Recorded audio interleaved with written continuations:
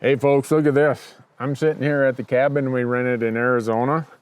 I'm down here. Today is the last day of season. I've got this evening to try fill an Arizona elk tag. We've seen some bulls, but I'm looking for something pretty special. Matthew was here with us for the first 5 days of season, then he had to leave. Our buddy Scott Jones was here for the first 4 days. We came down early and scouted. We've been having a great time. We just haven't seen that bull. But while we've been gone, an awful lot has happened. First of all, Marcus flew to Alaska. He's up there hunting right now. So I'm doing Fresh Tracks Weekly. Welcome to Fresh Tracks Weekly. We're doing it outside in the wind, in the sun. We got a propeller plane buzzing overhead here. I don't know. I think Jace, the camera guy, I think he's a wanted fugitive here in Arizona or something. Everywhere we go, airplanes fly around us. And I think it's Jace. But I think this video is going to drop on December 15th. And at 5 o'clock Alaska time today is the deadline for their controlled hunts for next year. We did a video on that, did the whole strategy video, how you get a tag. Go out to our YouTube, check that out. Last week, out on Fresh Tracks Plus, those of you who subscribe, you know this, we dropped part 2 of season 11 out there on Fresh Tracks. Man, season 11, we're filming season 12, and we did 4 years of On Your Own Adventures. We're wrapping up season 16. Wow, all that stuff's available ad-free, and you get to see it way before everyone else if you're out on Fresh Tracks Plus. So thank you all who have signed up and support that. Means a lot to us, and hopefully you find it worthwhile. And then I'm looking here. This week on YouTube, you're going to see a Colorado mule deer hunt. Matthew had a mule deer tag in Colorado this year. Super warm temperatures, but he still saw plenty of deer and saw one where he's like, yeah, this is the situation. Maybe I'll shoot him. You got to watch and see. I'm not supposed to tell you, but he did shoot a really nice buck. Go to YouTube, check that out. Next week on YouTube, you're going to see me, Jace, the camera guy, Marcus and Michael, doing a Montana deer hunt. This is the first time in 5 years I've filled my Montana deer tag. I've always been looking for something really old. I don't care what they score. I just wanted to be confident it was 4.5 years old or older. Well, you'll see on that hunt, we shoot some bucks. And we do it in a cool way. We did it from jet boat. So watch for that one. That one's going to be coming out next week. Two of our great friends, Elkhorn Coffee Roasters and Go Hunt, have combined, and now you can get your Elkhorn coffee out there at Go Hunt. And we'll have a link to the Go Hunt store right down here, pretty much for all your stuff. Go to the Go Hunt gear shop first because you get points. And if you use these links or use, well, I better not say that because most of their stuff's on sale right now. And all of our promo code and stuff doesn't work on sale items. But you can always try promo code Randy, but if nothing else, click on the link down below. And then we're asking for topics of what people would want to see. And the crew has told me, Randy, you clean these firearms. You've been doing this for 40 years and you start talking about how you do this and how you do that. And we're like, So the crew has said, and Michael brought it up. He said, we need to do a series about firearm cleaning, firearm care in the off-season, storage. I'm like, Michael, nobody's going to watch that stuff. So I went and did a search out on our Hunt Talk forum out at hunttalk.com. And I couldn't believe how many questions came up about rifle cleaning. So the guys have talked me into it. I'm going to be doing I don't know, he said he's scripting it, what he wants me to cover, somewhere between a 3 and 4 episode series on rifle care. If you have thoughts or ideas or questions on it, leave them down below and we'll try to address them in that series. But now we always get into at least one, sometimes 2 very important topics that we think you should know about. Because in our office, if you ever come and see our whiteboards, you'll see that 40 to 50% of our content has to be conservation, education, information, and or advocacy. And Fresh Tracks Weekly has always served that really, really well. as has our Hunt Talk podcast. A lot of our other platforms, we do a lot of videos on that, but in this instance, we're using Fresh Tracks Weekly to talk about, I'm going to say, two things that I think are important to you. The first one has to do with grizzly bears. Imagine that, grizzly bears, right? Montana, where we live, has a lot of grizzly bears. In fact, if you guys need some, we'll ship some to you. And talking about shipping grizzly bears, here's kind of the lead into that. The greater Yellowstone population has always been deemed to be an isolated or an island population. In other words, it's so isolated, it's not getting genetic diversity from other grizzly bears.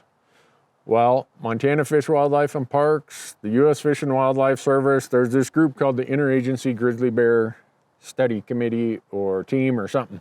Anyhow, the plan is summer of 2024, they're going to go up to the Northern Continental Divide ecosystem, which for those of you in geography, it's around Glacier National Park. That's a huge population of grizzly bears up there in Montana. And they have genetic diversity going all the way up to northern Alaska. There's an uninterrupted stretch of grizzly bears there. So they're going to go up to that part of Montana, and they're going to capture some non-problem bears, because you don't want to capture problem bears that are just going to come down and create more problem.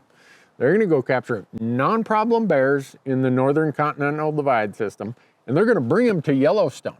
Your federal biologists multiple times have said, there's enough grizzly bears in Yellowstone, delist them. So the federal agency, the U.S. Fish and Wildlife Service, is on our side in this. I often hear people say, oh, the damn feds. It's not the U.S. Fish and Wildlife Service. They've tried to hand it over to the states multiple times, but they get sued. And first they got sued that, okay, there's going to be the loss of white bark pine, and then there's going to be the loss of Yellowstone cutthroat trout. And there's always one more hurdle. Well, the most recent hurdle that everyone seems to be hung up on is genetic diversity. So it's kind of a creative way of how they're going to solve that. They're going to bring grizzly bears, genetically different, and bring them to an isolated population to enhance the genetic diversity.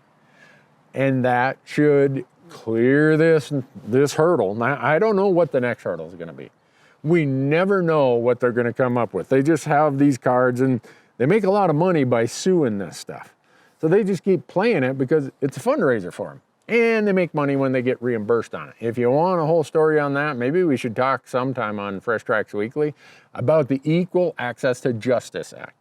A very good law that gets abused by those in this environmental / whatever you want to call it, anti-hunting, whatever term you want to, the drive-by litigators. How about we call it that? Anyhow, that's another topic. But just know that this summer, you're going to hear about grizzly bears being translocated from one part of Montana to another to satisfy the genetic diversity requirement or threat or concern that's been brought up in the delisting process. In other words, delisting means take them off the federal endangered species list and hand management authority over to the state agencies. The U.S. Fish and Wildlife Service has tried that, I know, at least twice, and both times in court it got turned back. So now I'm going to tell you about a really crazy thing that popped up while I was down here in Arizona. A friend of mine who works closely with the Montana legislature sent me a text. He said, Randy, this is coming out. Let the world know about it. So we posted it out on our Hunt Talk forum about a week. Well, the day it was published and became public, we put it out on Hunt Talk. And it's as crazy gets. Here's what it is. In Montana, I think it's called I-193. I means Ballot Initiative, 193. A person has put this together and hired attorneys to draft something that says, landowners in Montana shall not be subject to regulations related to hunting of black bear, deer, or elk. When I first read that, I'm like, you got to be careful. This is a misprint. No. And the person says, well, we're just mostly talking about people who own property within tribal administrative boundaries of reservations. But it doesn't say that in the initiative. It says any landowner, any lessee of land, or their guests is exempt. So our units that have 2% draw odds, oh, if you own, and it doesn't say how many acres, it just says if you're a landowner. So you own land, well, guess what? You get a tag. It's like, how stupid can we be? So it came out for public discussion. The Attorney General of Montana, who is very anti-public land and is questionable on quite a few things, but some people like him and vote for him. Obviously, he got elected. But he gave the language approval, and now there's 2 more steps. The person who has the petition has to go out and gather signatures, at least 5% of the registered voters in 34 districts, to get it on the ballot next November. Once it gets on the ballot, or if it does get on the ballot, say they clear that hurdle, then it has to pass the citizens' vote. Well, if this does get on the ballot, you are going to see so many hunters voting. I mean, we should all vote anyhow, and if you don't, shame on you. But this better wake you up. And this is a situation where Andrew McKean and I talked about this. Andrew and I did this 4-part series on the Hunt Talk Radio podcast about how ballot initiatives, the commission and appointment process, all that's being abused by anti-hunters, people who don't like hunting, people who don't like conservation, or at least hunting being a part of conservation. And we're very critical about the idea of using the ballot box as your way to manage wildlife. So here we are. Someone who hunts is wanting to have a ballot initiative to override state rules, state authority, and change state law for their own private purpose. So we can't criticize those over there who are doing it. You know, we talk about ballot initiatives to introduce wolves in Colorado, to get rid of the use of hounds for hunting, to stop spring bear hunting, whatever it might be. We get all up in arms when it happens over there. But for some reason, we lack the fortitude to get pissed off when it happens over on our side by people who hunt. It's the wrong way to do it, whether you're over there against hunting or you're over here for hunting. So anyhow, you're going to see a lot about this if it gets on the ballot. If you live in Montana like I do, like Jace does, and someone asks you to sign for Initiative I-193, don't do it. No! God, please, no! No! Don't give them the signatures even. But if they do get the signatures, because we have some smaller districts where it wouldn't be that hard to gain 5% of the signatures, all hell's going to break loose in Montana in 2024 when it comes to the election cycle. And it'll be interesting to watch. But wherever you live, be paying attention to this stuff. You know, subscribe to a newsletter from one of your state-based conservation groups. Or if you want to just do it all yourself, that's fine too. Some of the national groups have great stuff on this. Pay attention, folks. If you think this can't happen in your state, if you somehow think you're exempt from crazy things, go look at Washington, go look at Colorado. And now they're kind of licking their chops saying, well, I wonder about New Mexico, maybe Nevada, maybe Arizona. And now look, who would think that in Montana we'd have something this crazy? But we do. Neither side is exempt from the stupidity. When it is stupid and people do it, call it out, push back against it, and be informed. So anyhow, folks, there you have it. I hope that you've enjoyed this episode. Once we get back into the office and we get through the holidays and everything, Marcus and I are already putting together topics and ideas where Fresh Tracks Weekly is going to go back to being a weekly thing. But when we're out in the field, it's really hard to do it. It's very seldom we get a chance to sit here in a place like this and do one. Hope you enjoyed it. If we don't talk to you before then, Merry Christmas.